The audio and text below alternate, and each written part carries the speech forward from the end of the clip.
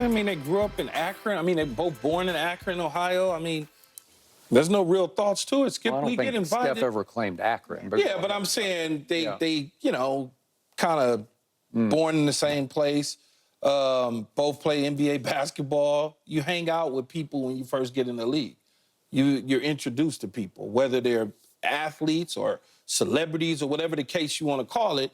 They invite you places. Hey, I'm having dinner at my house and I want you to come by. Or if you're in town, So I'm sure that's really all it is. And it's sit and talk about basketball, sit and talk about football. I mean, I've been invited to so many different gatherings early in my career and whatnot.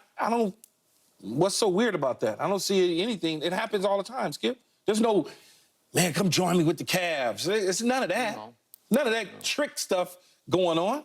Look, LeBron also with KD offered him, sort of advice and an olive branch. Yeah. When KD came into the league, KD actually flew to Akron to play in a flag football game. He did, but it was during the lockout. But it was again, 2012. And then a couple of months later, they're going head-to-head in the NBA Finals, and LeBron is abusing KD, taking him down low. Go ahead. Yes. No, he was.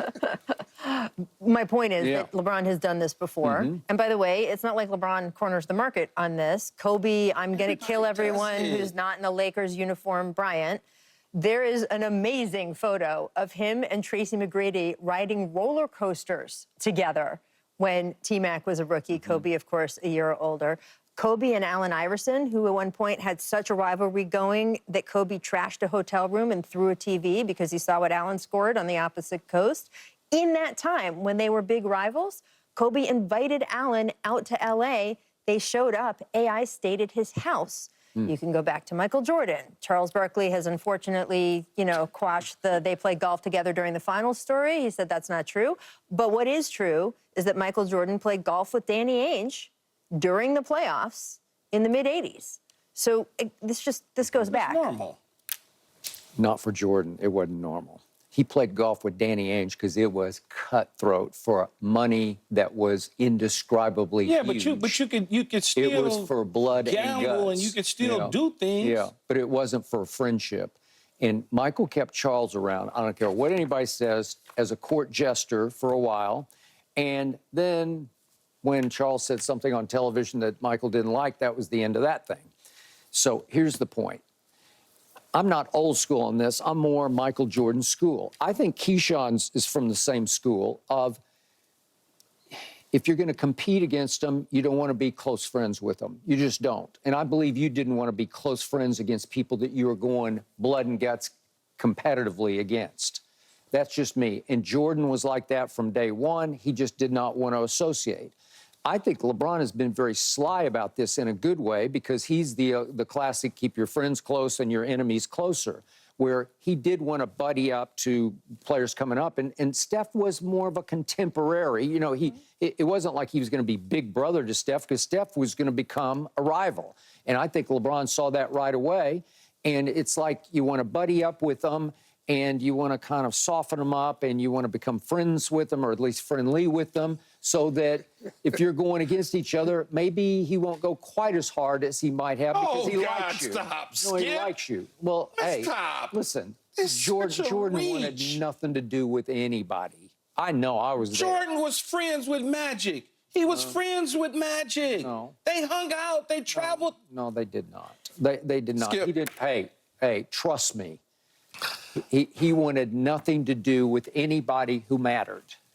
Magic mattered back then. Yeah.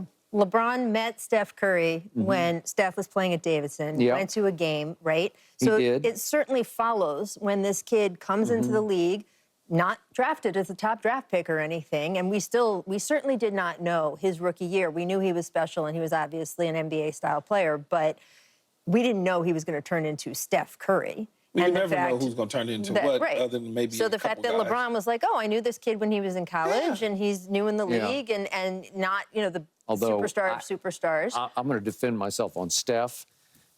I said he's going to be something when he gets to the league, and I was pushing hard on television. You got to take it number one. I did number not one say overall. that you wasn't. Yeah, it's just like the guy everybody was all about just Blake like the Griffin. guy who's Let me finish. Everybody was all about Blake Griffin then, and I was the only one who said, nope, it's Steph. and he went 7th? I understand. Really? But you have to look at the situation at the time, and then when they became head-to-head crazy rivals during those years when they were fighting for the finals, they were not friends. They were not friends. And you remember the Halloween party LeBron threw, where he made fun of the Warriors and individual players, like on the tombstone cookies. There's reports about what so-and-so said to so-and-so at a wedding about trash talking. On the Warriors side, trash talking LeBron, all of this stuff. They were not buddy-buddy then. No. But then now they have clearly become close, which happens. Again, Kobe and Tracy McGrady riding roller coasters when they were both starting out in the NBA. Then when they were competing for scoring titles, they were not hanging out anymore. No. I had a great conversation with the two of them, unfortunately, shortly before Kobe died. And they were telling me how, they didn't even speak for years. But then later, when they got toward the end, that friendship picked back up, and they became like huge buddies as AAU dads, afterward or whatever. Kobe was great as a father figure mentor for a Kyrie or especially a Jason Tatum, but they were like his little brothers or almost like his sons at that point because he was more up there in his career. But they also play basically the same sort of ball positioning, usage, high usage guys where Steph Curry, LeBron, you got a big dude and a smaller guy that he liked him as, when he saw him at Davidson. And that's just, it happens in the league, Skip. I was friends with guys that played on other teams that we were close to, but then eventually we started trying to compete for championships. That's it. And we was good. I didn't really deal with you as much. It wasn't no, hey, man, I'm in town, it was just like, but it doesn't mean that I don't like you. It doesn't mean that I'm trying to, it's just, I'm good. I'll catch up with you at the end of the season. Yeah. I mean, the dinner thing to me, especially given the timing, LeBron had already been in the league for a few years. You have this kid that you had already had a connection with. Yeah, I can see Savannah being, let's invite him to dinner. And, oh, that's a good idea, I mean, why not when he's in town? So I'm glad you brought up the KD thing because, again, they were locked out in 2012. And I think LeBron also went to Oklahoma City to hang out with him and play some different I was at flag the Akron football. one, You were so at the Akron one? I remember that clearly. All right. I do remember something about OKC. I wasn't I there, think though, they but, did do that. But- And then, fatefully, they wind up going against each other. And in games 3, 4, and 5, they were all in Miami because that was when it's 2-3-2. Yeah, so 3, 4, and 5 because they closed them out. They won game 2 in Oklahoma City, and then they just kept winning in Miami. But LeBron just kept taking KD down low and just killing him, just because. And they'd also played a lot of. I think they played a lot of one-on-one basketball in that lockout. But think of the also. experience difference between that Oklahoma City team versus that Miami team. I mean, it was ridiculous. It was not surprising the way the finals went down, and that's not LeBron and KD's full story. Obviously, we know what happened later.